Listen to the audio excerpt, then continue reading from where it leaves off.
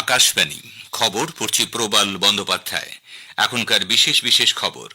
প্রতিরক্ষা মন্ত্রক বলেছে যে অপারেশন সিন্দুর দেশের প্রতিরক্ষা ক্ষেত্রে একটি সন্ধিক্ষণ হিসেবে চিহ্নিত হয়েছে। এই অভিযান তিন বাহিনীর সমন্বয়, কৌশলগত গভীরতা এবং প্রযুক্তিগত আধিপত্যের প্রতীক। কেন্দ্রীয় স্বরাষ্ট্রমন্ত্রী অমিত শাহ অপারেশন সিন্দুরকে সন্ত্রাসবাদের বিরুদ্ধে লড়াইয়ে একটি ঐতিহাসিক মাইল ফলক হিসেবে অভিহিত করেছেন। অপারেশন সিন্দুরের অভূতপূর্ব জয়কে উদযাপন করতে জম্মু কাশ্মীর ও জাতীয় রাজধানীর বিভিন্ন স্থানে গতকাল তিরঙ্গা যাত্রার আয়োজন করা হয়। ভারতের মহাকাশ গবেষণা সংস্থা ইসরো একটি পিএসএলভি রকেট কেন EOS-09 উপগ্রহকে তার নির্দিষ্ট কক্ষপথে স্থাপন করতে ব্যর্থ হয়েছে কেন তা খতিয়ে দেখার জন্য একটি কমিটি গঠন করেছে। রাজ্যসভার ডেপুটি চেয়ারম্যান হরিবংশের নেতৃত্বে ভারতের সরকারি প্রতিনিধি দল গতকাল ভ্যাটিকান সিটিতে পোপ লিও চতুর্দশের অভিষেক অনুষ্ঠানে উপস্থিত ছিলেন।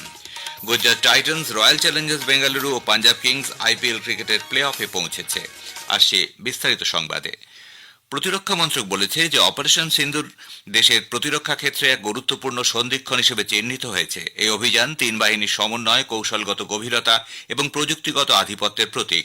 বিদেশ মন্ত্রক সূত্রে জানানো হয়েছে, নিয়ন্ত্রণ রেখা পেরিয়ে পাকিস্তানের অভ্যন্তরে সন্ত্রাসবাদী পরিকাঠামো গুঁড়িয়ে দেওয়ার জন্য নির্ধারিত লক্ষ্যে অভিযান চালানো হয়েছিল।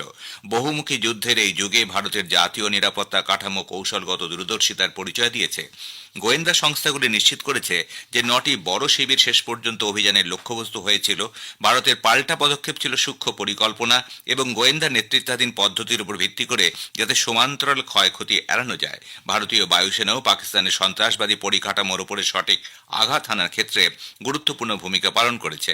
নূর খান এয়ারবেস এবং রেমেয়ার খান এয়ারবেসের মতো লক্ষ্যবস্তুতে অভিযান চালিয়েছে বায়ুসেনা। সেনাবাহিনীর এয়ার ডিফেন্স ইউনিটগুলি বায়ুসেনার সঙ্গে সমন্বয় রেখে কাজ করেছে। ব্যবহার করা হয়েছে দেশে তৈরির আকাশ ক্ষেপণাস্ত্র। নৌবাহিনীও MiG-29K ফাইটার জেট এবং হেলিকপ্টার সহ ক্যারিয়ার ব্যাটল গ্রুপ মোতায়েন করেছে। এটি সমুদ্রে উপযুক্ত নজরদারি নিশ্চিত করেছে। কেন্দ্রীয় স্বরাষ্ট্রমন্ত্রী অমিত শাহ অপারেশন সিন্দুরকে সন্ত্রাসবাদের বিরুদ্ধে লড়াইয়ে এক ঐতিহাসিক মাইল ফলক হিসেবে অভিহিত করেছেন। তিনি একে প্রধানমন্ত্রী নরেন্দ্র মোদীর রাজনৈতিক ইচ্ছাশক্তি ও ভারতীয় সশস্ত্র বাহিনীর বীরত্ব এবং ভারতীয় গোয়েন্দা সংস্থার দৃঢ় মানসিকতার একটি প্রমাণ হিসেবে উল্লেখ করেন। গত সন্ধ্যায় আহমেদাবাদে পৌর নিগমের 1,500 কোটি টাকারও বেশি কিছু উন্নয়ন প্রকল্পের উদ্বোধনের পর এক জনসভায় শ্রী শাহ বলেন, এই অভিযান শুধুমাত্র ভারতের প্রতিরক্ষা ব্যবস্থার শক্তি প্রদর্শন করেনি, বরং বিশ্বের সামনে পাকিস্তানকে সন্ত্রাসবাদের জন্য একটি নিরাপদ আশ্রয় হিসেবে উন্মোচন করেছে। সীমান্তে সন্ত্রাসবাদী কার্যকলাপের বিরুদ্ধে ভারতের কঠোর পদক্ষেপের উল্লেখ করে তিনি প্রধানমন্ত্রীর অটল অবস্থানের কথা স্মরণ করিয়ে দেন যে সন্ত্রাস এবং বাণিজ্য একসঙ্গে চলতে পারে না। পাকিস্তানের বিরুদ্ধে অপারেশন সিন্দুরের সাফল্য ও সশস্ত্র বাহিনীকে সম্মান জানাতে জাতীয় রাজধানীর বিভিন্ন স্থানে গতকাল বিজেপির পক্ষ থেকে তিরঙ্গা যাত্রার আয়োজন করা হয়।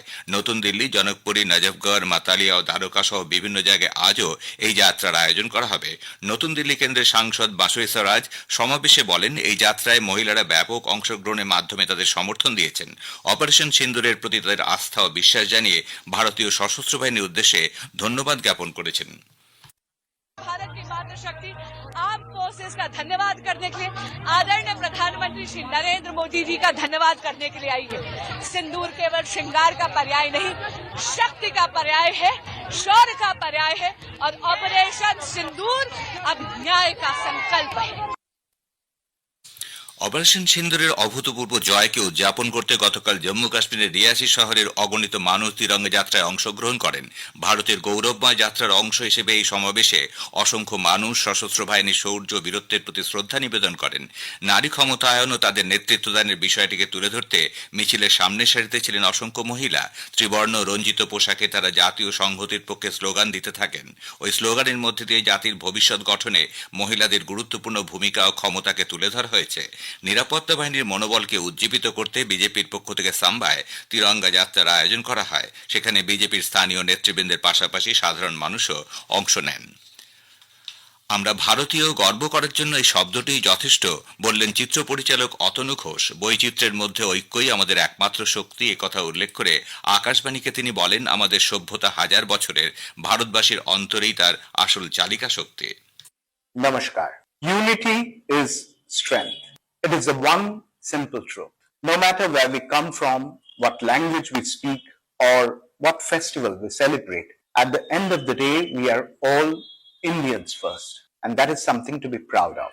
We belong to a nation that is not just strong in its army or economy that's strong in its heart because we care, we stand by each other, and we rise together. So let nothing divide us, not hate, not fear, not differences.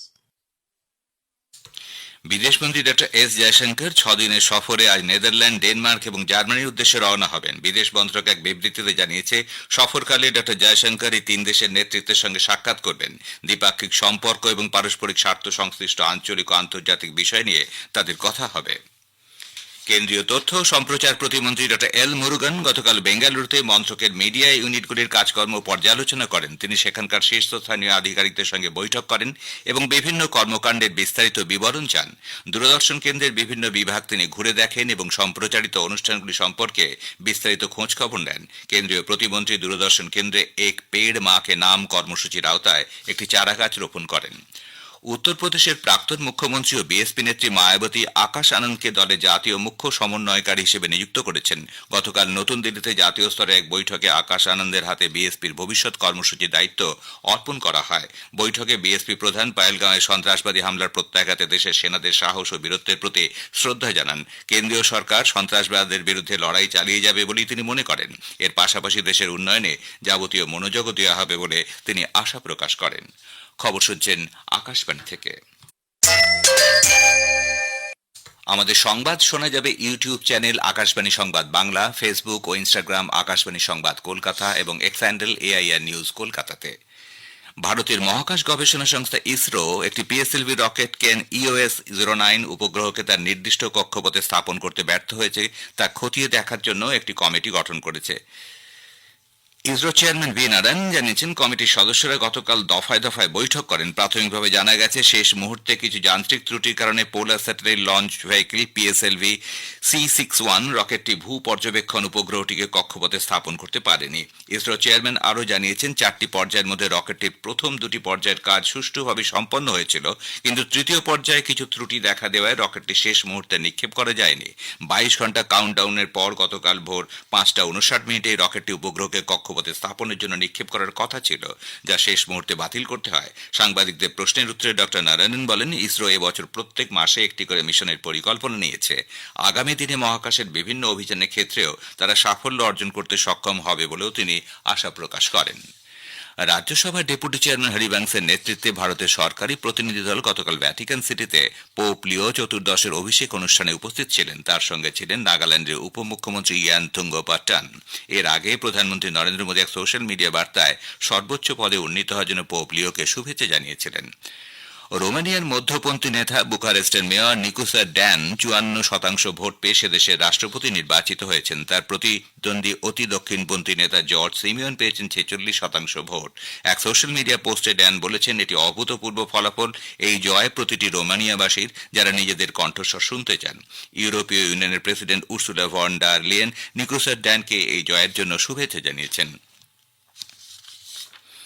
কেন্দ্রীয় কৃষিমন্ত্রী শিবরাজ সিং চৌহান এক জাতি এক কৃষি এবং এক দলের লক্ষ্যমাত্রা অর্জনের জন্য ICAR এবং কৃষির অন্যান্য অংশীদারদের সঙ্গে একসঙ্গে চলার আহ্বান জানিয়েছেন। চৌহান নাগপুরের সুরেশ ভাট অডিটোরিয়ামে বিকশিত কৃষি সংকল্প অভিযানের জন্য আয়োজিত এক সভায় বিদর্ভ অঞ্চলের কৃষকদের সঙ্গে আলোচনা করছিলেন।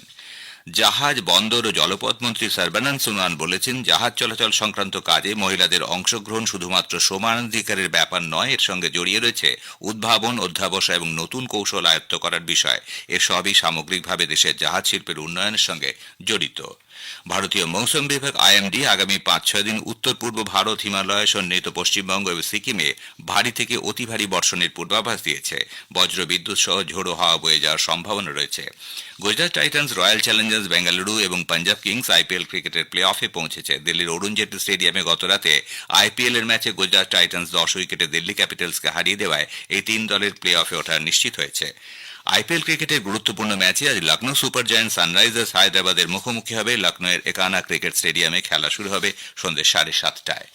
শেষ করার আগে বিশেষ বিশেষ খবরের কিছু অংশ আবার পড়ছি। প্রতিরক্ষা মন্ত্রক বলেছে যে অপারেশন সিন্দুরের দেশের প্রতিরক্ষা ক্ষেত্রে একটি সন্ধিক্ষণ হিসেবে চিহ্নিত হয়েছে। এই অভিযান 3 বাহিনীর সমন্বয়, কৌশলগত গভীরতা এবং প্রযুক্তিগত আধিপত্যের প্রতীক। কেন্দ্রীয় স্বরাষ্ট্রমন্ত্রী অমিত শাহ অপারেশন সিন্দুরকে সন্ত্রাসবাদের বিরুদ্ধে লড়াই একটি ঐতিহাসিক মাইল ফলক হিসেবে অভিহিত করেছেন। অপারেশন সিন্দুরের অভূতপূর্ব জয়কে উদযাপন করতে জম্মু কাশ্মীর ও জাতীয় রাজধানীর বিভিন্ন স্থানে তিরঙ্গা যাত্রার আয়োজন করা হয়েছে। খবর শেষ হলো। এরপর খবর শুনুন সকাল 7:25